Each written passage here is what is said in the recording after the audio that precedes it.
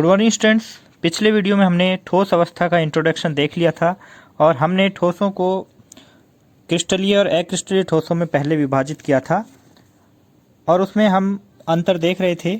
एक अंतर है दैशिकता को लेकर और हम कह रहे हैं कि क्रिस्टलीय ठोस विषमदैशिक प्रकृति के होते हैं जबकि अक्रिस्टलीय ठोस समदैशिक प्रकृति के होते हैं।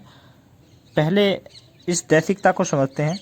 देखिए बच्चों, ठोसों के कुछ भौतिक गुण होते हैं जैसे कि चालकता, कठोरता,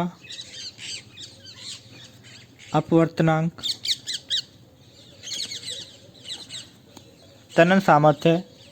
ये जो भौतिक गुण हैं ये क्रिस्टलीय ठोसों में अलग अलग भागों में अलग अलग मान प्रदर्शित करते हैं, या फिर ये कहें कि क्रिस्टलीय ठोसों में अलग अलग दिशाओं में इनके अलग अलग मान प्रदर्शित होते हैं।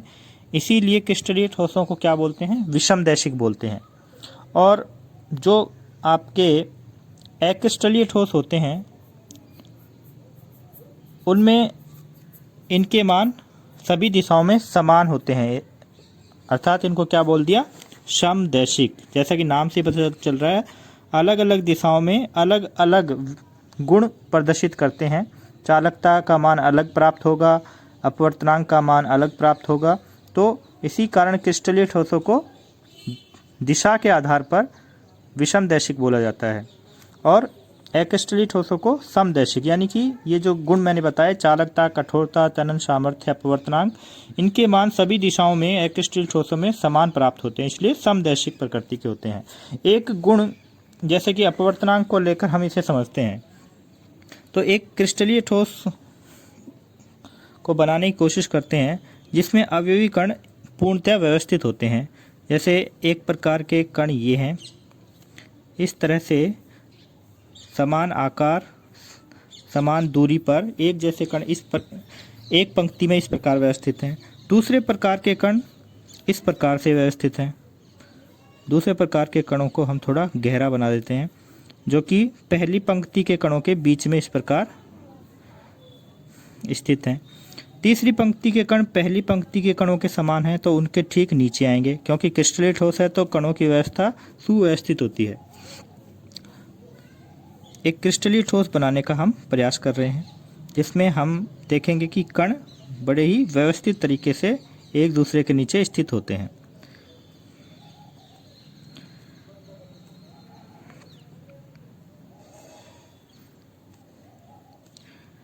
चलो, ये हमने एक क्रिस्टलीय ठोस बनाया जिसमें अवयवी कण व्यवस्थित तरीके से हमने रखे हैं।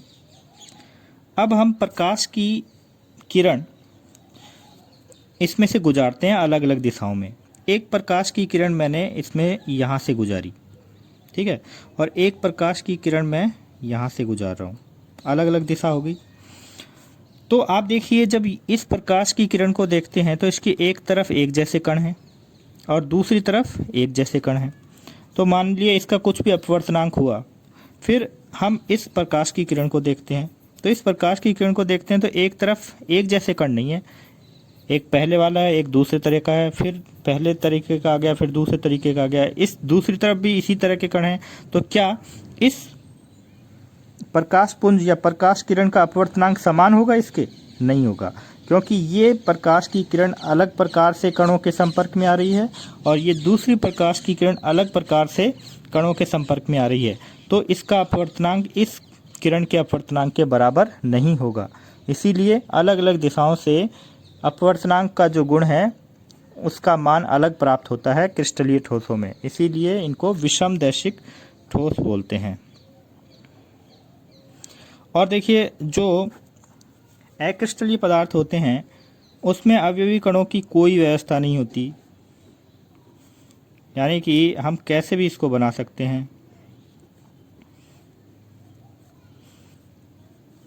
ज़्यादातर परीक्षा में समदैशिक को ही चित्र के द्वारा पूछा जाता है कि सचित्र समझाइए दैशिकता को, या विषमदैशिक प्रकृति को चित्र के अनुसार समझाइए। तो आपको इस तरह से चित्र बनाकर अपवर्तनांक गुण को लेकर समझाना होता है, या फिर सिर्फ चित्र पूछा गया था एक बार। तो अब देखिए, यहाँ कोई व्यवस्था नहीं है। कोई प्रकाश की किरण इधर से गुजरी, या फिर इधर से गुजरी, लगभग एक जैसे ही कणों के ये संपर्क में आती है, तो इसका अपवर्तनांक और इसका अपवर्तनांक लगभग एक जैसा ही होगा, क्योंकि एक जैसे ही कण इसके चारों ओर पाए जाते हैं, बिखरे हुए रहते हैं दोनों प्रकार के कण। तो इसीलिए हर दिशा से समान प्रकार का अपवर्तनांक प्राप्त हो रहा है, तो समदैशिक प्रकृति प्रदर्शित करते हैं अक्रिस्टलीय ठोस। तो ये दैशिकता आपको समझ में आ गई होगी, और उसका चित्र के द्वारा हम विश्लेषण भी करते हैं। तो इससे संबंधित कुछ प्रश्न हैं, जैसे ये है, एक ठोस के अपवर्तनांक का सभी दिशाओं में मान समान प्रेक्षित होता है, इस ठोस की प्रकृति पर टिप्पणी कीजिए, क्या यह विदलन गुण प्रदर्शित करेगा। दो प्रश्न एक में ही जोड़ दिए हैं। पहला जो प्रश्न है वो दैशिकता को लेकर है, अपवर्तनांक के मान सभी दिशाओं में समान आ रहे हैं, तो कैसा ठोस होगा, समदैशिक ठोस होगा, यानी कि कौन सा गुण प्रदर्शित करेगा, समदैशिकता का गुण प्रदर्शित करेगा ये ठोस। और ये ठोस कौन सा होगा, फिर अक्रिस्टलीय ठोस होगा, क्योंकि अक्रिस्टलीय ठोस ही समदैशिकता का गुण प्रदर्शित करते हैं। और दूसरा विदलन से संबंधित है। देखिए, जो क्रिस्टलीय ठोस होते हैं, जब उनको काटते हैं तो वो अलग अलग परतों के रूप में कट के अलग होते हैं, जबकि अक्रिस्टलीय ठोस हैं वो किसी भी प्रकार से अनियमित आकार के टुकड़ों में हम उन्हें बांट सकते हैं, जबकि क्रिस्टलीय ठोस की परतें अपने आप में व्यवस्थित होती हैं, हम उन्हें अलग अनियमित आकार के टुकड़ों में नहीं काट सकते। क्रिस्टलीय ठोस की अपनी अलग अलग परतें होती हैं, जब उन्हें काटते हैं तो वो आराम से अलग अलग परतों के रूप में अलग होते हैं। यानी कि जब कोई पदार्थ अपनी परतों के रूप में अलग हो तो ये गुण विदलन का गुण होता है। तो क्रिस्टलीय ठोस तो विदलन का गुण प्रदर्शित करते हैं, लेकिन अक्रिस्टलीय ठोस विदलन का गुण प्रदर्शित नहीं करते। ध्यान रखना, क्रिस्टलीय ठोस विदलन का गुण प्रदर्शित करते हैं, जबकि अक्रिस्टलीय ठोस अनियमित आकार के टुकड़ों में टूट जाते हैं, इसलिए ये विदलन का गुण प्रदर्शित नहीं करते हैं। दूसरा प्रश्न है, अक्रिस्टलीय पद को परिभाषित कीजिए और उदाहरण दीजिए। ये पीछे हम बात कर चुके हैं। कांच को अतिशीतित द्रव क्यों माना जाता है, ये एक बार क्वेश्चन पूछा गया था। द्रवों की तरह ही कांच में कणों की अनियमित व्यवस्था होती है तथा द्रवों की तरह ही इसमें बहने का गुण पाया जाता है। इसका प्रमाण हम पुरानी इमारतों के कांच के रूप में देखते हैं। पुरानी इमारतों की खिड़कियों में लगे कांच के नीचे के भाग की मोटाई अधिक तथा ऊपर के भाग की कम होती है। ये मैं पहले आपको बता चुका हूँ। ये हम किसी भी पुरानी हवेली में कोई कांच लगा हो किसी झरोके में या जाली में, तो उसमें हम देख सकते हैं महसूस करके, क्योंकि पुरानी का मतलब है कम से कम 150-200 साल पुरानी होनी चाहिए। इतना भी बहने का गुण इसमें इतने आसानी से भी नहीं बहते जितना हम सोच रहे हैं। पुरानी इमारत का मतलब है कि कम से कम 100, 150, 200 साल पुरानी इमारत होनी चाहिए। तो ये था क्रिस्टलीय और अक्रिस्टलीय ठोसों में वर्गीकरण। अब हम वापस चलते हैं, हमारे नोट्स को पलटते हैं, क्योंकि हमने इसी तरीके से लिखे हैं। तो इसमें देखिए, अब हम विभिन्न बंधन बलों के आधार पर ठोसों का वर्गीकरण करेंगे। और कौन से ठोसों का वर्गीकरण करेंगे, क्रिस्टलीय ठोसों का, क्योंकि ये पूरा पाठ ही क्रिस्टलीय ठोसों पर आधारित है। तो क्रिस्टलीय ठोसों का विभिन्न बंधन बलों के आधार पर वर्गीकरण कर रहे हैं और इन्हें मुख्यतः 4 भागों में हम विभाजित कर रहे हैं। सबसे पहला है क्रिस्टलीय ठोस का उदाहरण या वर्गीकरण में सबसे पहला वर्गीकरण है आणविक ठोस, दूसरा है आयनिक ठोस, धात्विक ठोस, सहसंयोजक या नेटवर्क ठोस। तो देखिए, इस वर्गीकरण में हमें 4 मुख्य बिंदुओं पर ध्यान केंद्रित करना है, और वो ये है कि सबसे पहले तो हम ये देखेंगे, जब इनका अंतर करेंगे आपस में, तो इनमें अवयवी कण क्या हैं। दूसरा जिसके आधार पर ये वर्गीकरण किया गया है वो क्या है, बंधन बल। अवयवी कणों के मध्य जो बंधन बल हैं वो क्या है। तीसरा, इनकी प्रकृति कैसी है, यानी कि चालकता, कठोरता, गलनांक, ये सब आएंगे प्रकृति में। और चौथा है इनके उदाहरण।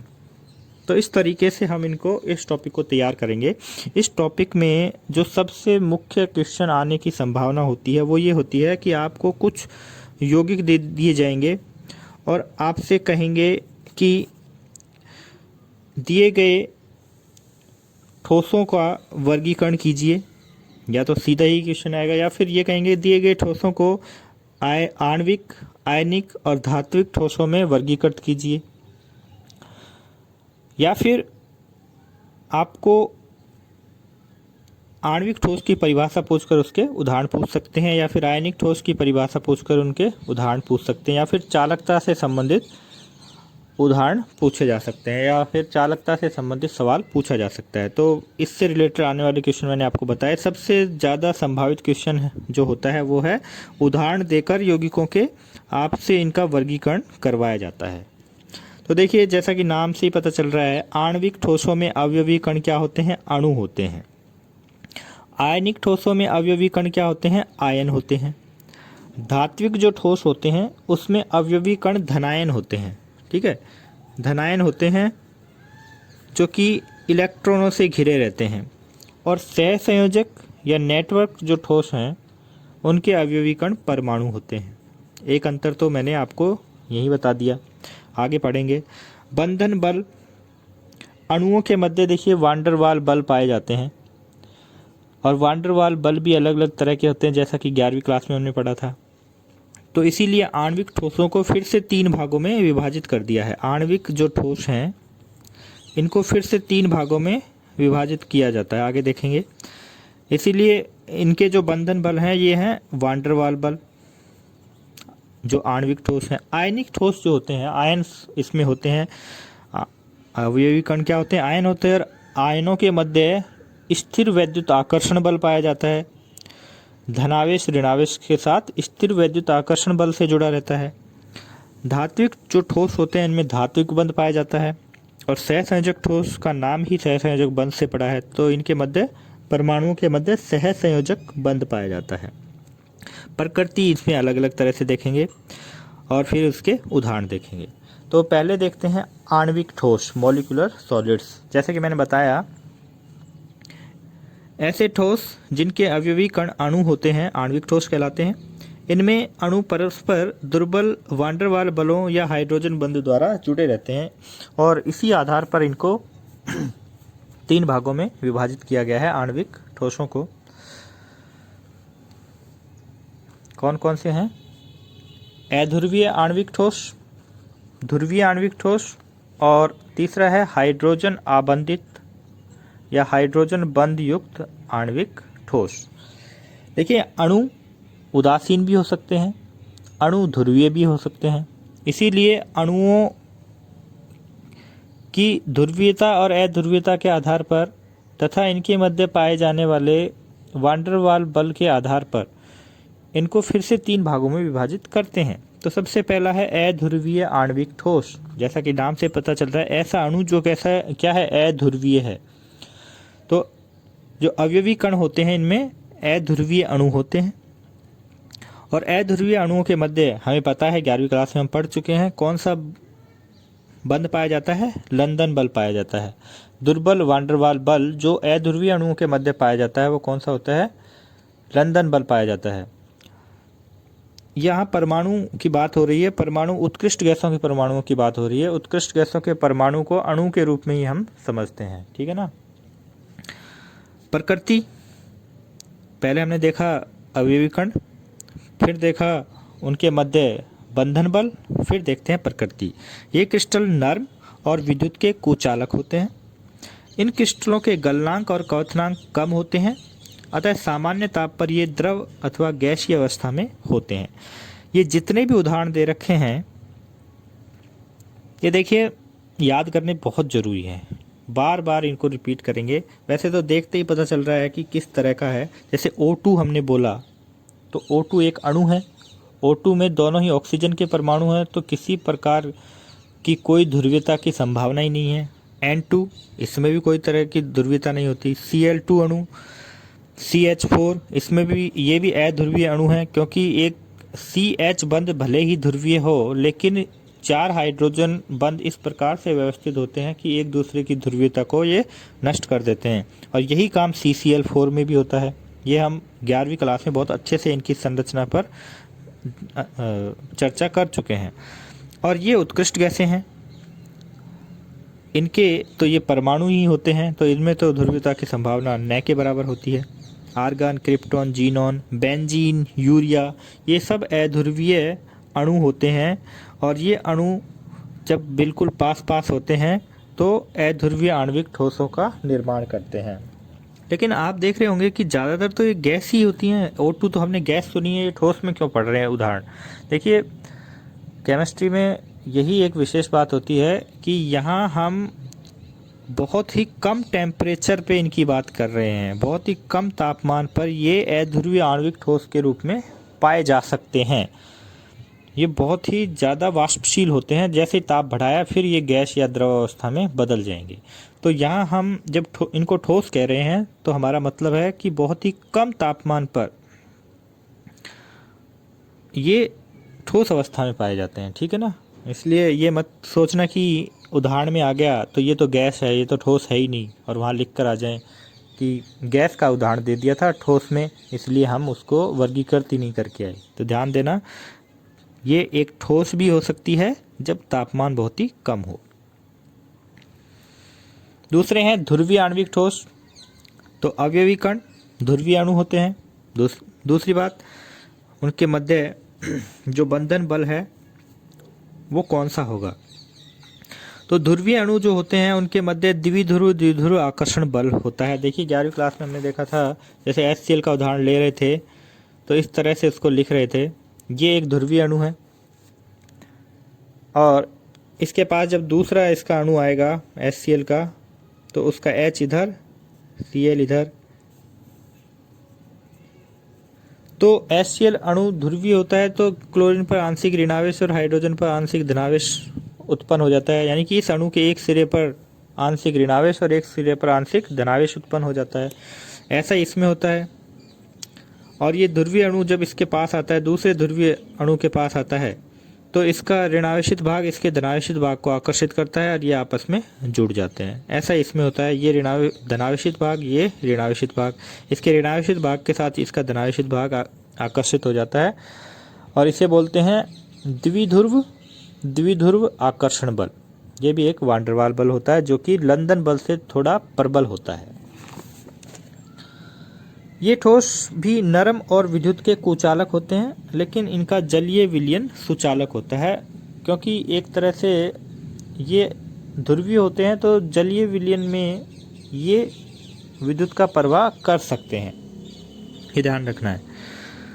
इन ठोसों के गलनांक और क्वथनांक अपेक्षाकृत अधिक होते हैं, फिर भी ये सामान्य ताप पर द्रव अथवा गैसीय अवस्था में होते हैं। ये प्रकृति होगी, और ये है उदाहरण, जैसे HCl है, सल्फर डाइऑक्साइड है, क्लोरोफॉर्म है, कुछ पदार्थ जैसे मोम, उच्चतर हाइड्रोकार्बन भी इसमें आते हैं। तीसरे हैं हाइड्रोजन बंध युक्त आणविक ठोस। देखिए, विशेष बात इसमें यह है कि ये जो वर्गीकरण किया है, इसके भी अवयवी कण ध्रुवीय अणु होते हैं। ध्रुवीय आणविक ठोस का तो हमने अलग से वर्गीकरण कर दिया था, लेकिन इसमें जो ध्रुवीय अणु होंगे उनके मध्य द्विध्रुव आकर्षण बल तो होगा ही, साथ में हाइड्रोजन बंध भी पाया जाता है। इसीलिए इनको अलग से ये इस कैटेगरी में हमने डिवाइड कर दिया कि ऐसे ध्रुवीय अणु जिनके मध्य हाइड्रोजन बंध भी पाया जाता है, उनको फिर हाइड्रोजन बंध युक्त आणविक ठोस में वर्गीकृत करते हैं। तो ऐसे ठोसों के अणुओं के मध्य प्रबल हाइड्रोजन बंध होते हैं, और ये जो अणु होंगे इनके मध्य हाइड्रोजन बंध नहीं होंगे। ध्यान रखना, ये जो अणु होंगे इनके मध्य जो इस कैटेगरी में आएंगे, इनके मध्य हाइड्रोजन बंध नहीं होंगे। ये ठोस विद्युत के कुचालक और नर्म होते हैं। सामान्य कमरे के ताप पर ये वाष्पशील द्रव अथवा नर्म ठोस होते हैं। जैसे कि उदाहरण देखिए, HF ध्रुवीय अणु है, लेकिन HF के अणुओं के मध्य हाइड्रोजन बंध पाया जाता है। HCl के अणुओं के मध्य हाइड्रोजन बंध नहीं पाया जाता, इसीलिए उसको ध्रुवीय आणविक ठोस में रखा है, और इसको ध्रुवीय होते हुए भी हाइड्रोजन बंध युक्त आणविक ठोस में रखा है। जल के अणुओं में हाइड्रोजन बंध पाया जाता है, अमोनिया के अणुओं में हाइड्रोजन बंध पाया जाता है। यह है CH3COOH, ठीक है ना, इसको इस तरह से कर देना। एसिटिक अम्ल CH3COOH में इनके अणुओं के मध्य हाइड्रोजन बंध पाया जाता है, ये हमने उस पाठ में भी देखा था। यह है एथेनॉल, एथेनॉल के अणुओं के मध्य भी हाइड्रोजन बंध पाया जाता है। तो आज हमने देखा आणविक ठोस, इनको 3 भागों में विभाजित किया है और इसमें से ज़्यादातर ये क्वेश्चन आता है कि उदाहरण देकर आपसे पूछा जाता है निम्न को अध्रुवीय, ध्रुवीय तथा हाइड्रोजन आबंधित युक्त आणविक ठोसों में वर्गीकृत कीजिए, या फिर उदाहरण देकर सीधा ही कह देंगे कि निम्न आणविक ठोसों को वर्गीकृत कीजिए। कितने भागों में वर्गीकृत किया जा सकता है, ठीक है ना, 3 भागों में वर्गीकृत किया जा सकता है और तीनों के एग्जाम्पल बहुत ही इंपॉर्टेंट हैं। 4 पॉइंट पे हम डिस्कशन करते हैं, अवयवी कण, उनके मध्य बंधन बल, प्रकृति और उदाहरण। कल देखेंगे बाकी बचे हुए 3 ठोस, धात्विक ठोस, सहसंयोजक ठोस और आयनिक ठोस। धन्यवाद।